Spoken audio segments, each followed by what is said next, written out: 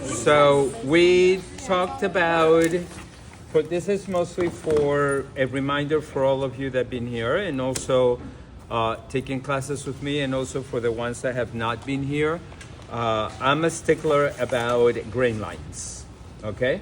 Especially in this type of garments that they have, fit has to be so much in precision.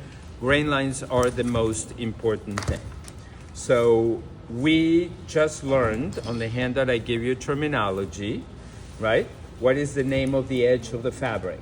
Salvage. Salvage. So we're gonna use this paper as if it was fabric, okay? So if I were to have been standing here and I open a full roll of fabric, that would be the length of the table, right? This edge is your salvage, right? So if you get yourself to do that, you're not going to make a lot of mistakes, okay? You're going to make other ones, but not that one, okay? So as a reminder to you, I'm a witch, so I know if you're not using the paper correctly, okay? So I'm standing here just because I want to be in the center, and that's kind of cumbersome if you guys get around me, right? But I'm going to consider the edge of the table as the edge of my fabric. So my salvage, you can see this blue line that it's named every quarter of an inch, right? This is the salvage, this is the edge of the table. And I don't know if you guys have noticed, I'm short. So if you use your patterns across the grain line, you're not gonna get there, okay? And I don't wanna be laying on the table like a hot tamale, only a cold tamale, okay? But if I do it this way, I can work on my pattern and I don't have any issues. That's not to say there's gonna be sometimes patterns that are gonna be weird and I'm gonna have to lay like a hot tamale, but you know, we turn the air down so we don't burn. We're all okay? So how do I know that my paper is on the grain line? Okay, if you see parallel to your salvage, the numbers repeat themselves. Right? Remember, I'm doing a recap for some of you that don't remember, and it's been too long, and some of you that never heard this before. So 111, 222, 555. A, B, C, D, E. Okay? But if you put your paper across, you're gonna see 1, 2, 3, 4, 5. So I'm not a witch. There is a reason why the paper, right? So if you forgot to put your grain line, but you put your pattern correctly, like you're supposed to be doing it, right? You don't have to be wondering, where is my grain line going? Just look at the paper. If the number repeats itself, put your ruler on top of it and just make your grain line, right? Where if you don't do it that way, and it's been a lot of times that I have like rushing and I forgot to put the grain line, but I always use my paper correctly. So at the end, I can go back and just trace them out. Follow the same number, okay? So that is my biggest and most important suggestion to all of you. So on this handout, we have even more terminology, okay? Here are 3 different types of necklines, okay? We're gonna do only one because we're gonna practice the notch color. But let's go by them. If you look at my jacket, this is a basic notch collar, right? You can actually have it low, so the cutout, your collar will be much longer and your lapel will be much shorter. So you can have that design. It was very popular in the 80s to have a jacket that your lapel was like here, instead of having your lapel here. See how your design changed? Yeah. Right? That's just a design aesthetic. There is nothing. I'm just giving you ideas on how to figure that out, right? And then that's what a low notch color. And what a portrait color, it means that your neck is not right against your neck. It actually is very broad and open on the sides. So your collar goes across, almost like an off the shoulder, but on the tip of your shoulder. And then from the tip of the shoulder, the lapel will come down. right? So this would be a regular neckline. The portrait, it would be something like this, right? And obviously it would sit on your shoulder. So here we can do the lapel and the design, right?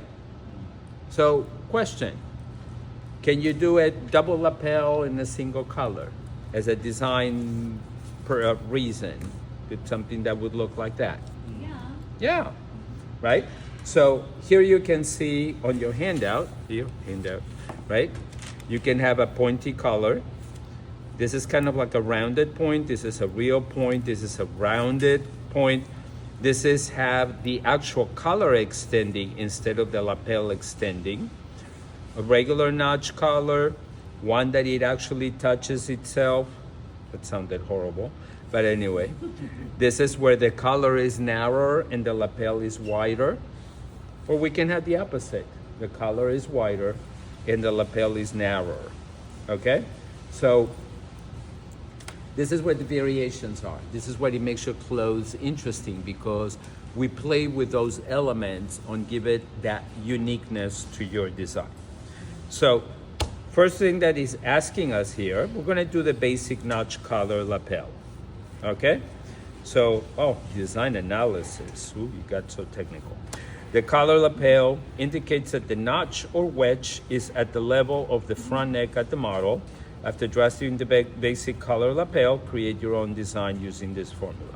We're going to create only one. And then we're going to create a facing. Okay? Anybody knows what a facing is? Anybody doesn't? What is it? Facing?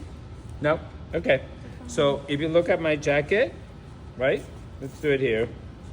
See that my lapel is actually the self front that it flips up. If I don't have a facing, I'm going to have the lining showing outside. So you create a narrower band with the shape of your lapel that it continues into the back of the neck, right? So when it flips up, you see the same fabric of the inside of the jacket to the outside. By the way, my lapel is not a different color. It's actually airbrushed, and it's just painted, right? So that's why it looks like a different color. And then your lining is attached from there in. Okay? So we're going to do a facing. We're going to do the collar. We're going to do the front. And we're going to sew it in muslin to test it. Okay? We're all okay? So the first thing that he's asking me here is I need the center back, neck to shoulder. So as you guys may remember or may not, I'm going to show you how to measure. This is actually rounded, right? So I'm going to get my ruler and I'm going to bend it so I can measure that exact edge. And this is where I like Flow, because you can just click on the line and it gives you the measurement. We're not getting there. Okay, so 3 1/4. Yours might measure different.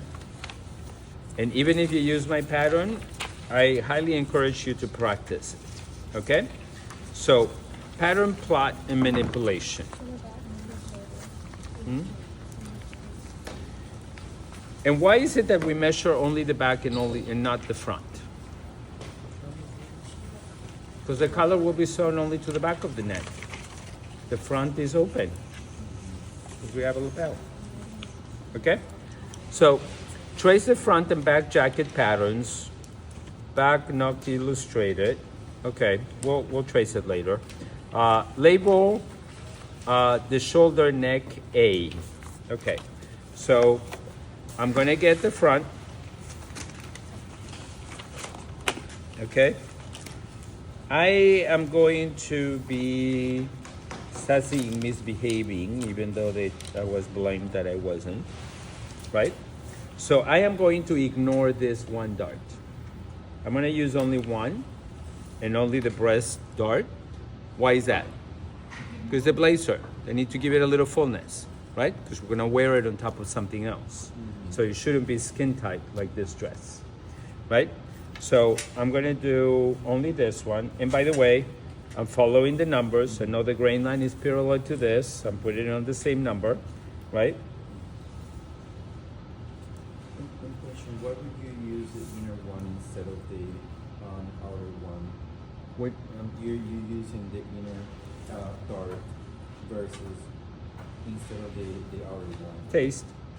Okay, but you can use either one? Yeah. Okay. I mean, this is just for testing it. If Okay. when we're going to make the jacket, we give me a second to trace it because I want to move my hand. Okay. Because I'm going to show you my jacket that I have on. Okay, you could do a front with a princess seam and a back with a princess seam, so you will have a side seam right under the underarm for the sleeve, or, and this is what I would like to do just so I can show you more things on how to do this. Okay, we're gonna do what is very commonly used on a tailor jacket where there is not a side seam. You see that I have one panel here, right? So the fit is actually done on this seam right here, which is not in the middle like it would be a princess seam. It's actually more on the side. And then for the front, okay, not that I have a breast, but men have chest, right? So it has a very soft and very narrow dart that it usually ends where the pocket is. What do men do that have like really sharp fronts? They need to get a tailor to really go and do themselves, or there is actually a big chunk of generation. There is brands that actually make clothes for that. So I can't remember what they're called. I know there is the slim, but there is the slim that actually has, the slim would be a narrow waist, so people had tiny waist, right? But then there is some guys that have really broad shoulders. Like athletic? Athletic could be, right? I know that portly is for people that have bellies. Not that I have ever bought it. Okay. Don't look at me if you want to pass the class. Okay. So there are different fits. You need to get that athletic. Are you insinuating I don't have it? Like You can go register again. I'm kidding. But yeah, you know, I think that there is always moderation to everything. I think that some guys got a little bit too overboard, right? In the case, like for example, John Johnson, what's his name? The Raw, the Pebble, whatever it is, right? He needs to have a tailor actually make clothes for him. He's a very tall guy, and he has a massive chest, and there's nothing that he's gonna find off the rack, right? And then that becomes a problem, right? And a business So, opportunity. huh? And a business opportunity. Not really.